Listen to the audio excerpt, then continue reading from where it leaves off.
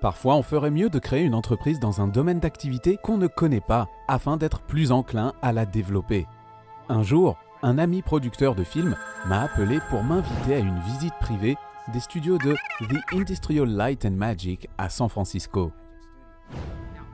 Si vous ne savez pas ce que c'est, je vais vous le dire. Ce sont les studios d'effets spéciaux de Lucasfilm, où Star Wars, Indiana Jones et d'autres films extraordinaires sont produits. Une fois là-bas, j'ai réalisé que mon ami Gavin aidait les propriétaires à collecter des fonds. Il faisait des pitchs de films à des investisseurs potentiels et essayait de collecter des fonds pour le studio et un tas de technologies 3D qu'il développait. C'est là que ça devient intéressant. J'ai assisté à l'une des présentations et pour tout vous dire, c'était mauvais. Ce n'était vraiment pas bon. Je suis allé voir Gavin et lui ai dit qu'il n'allait jamais collecter des fonds de cette manière. Il ne racontait aucune histoire, ne partageait rien. À aucun moment ça n'allait fonctionner. Il m'a ensuite demandé de partager mon avis avec les propriétaires du studio.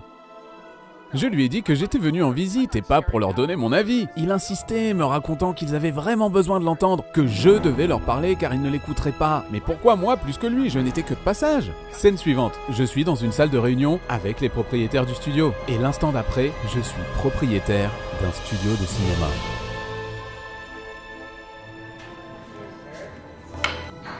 J'aimerais que vous sachiez que ça a été un moment magique dans ma vie. C'est là que j'ai commencé à comprendre quelque chose d'extrêmement précieux. Quand on en sait beaucoup sur ce qui se passe au sein de son entreprise, on est confronté à la tentation de vouloir tout faire. Tout à coup, je me suis retrouvé dans une entreprise où j'en savais très peu sur ce qui s'y passait. On construisait des modèles pour Avatar et Pirates des Caraïbes. On faisait exploser des trucs, des effets spéciaux et de la pyrotechnie. Je n'y connaissais pas grand-chose. Je n'ai donc pas été tenté de m'y investir. Je me suis concentré sur le développement de l'entreprise. Et à la suite de ça, j'ai fini par faire des affaires vraiment intéressantes en utilisant la technologie d'Hollywood. L'une d'elles a consisté à créer un équipement de simulation de sauvetage pour l'armée des États-Unis, récompensé par le Parlement et l'armée.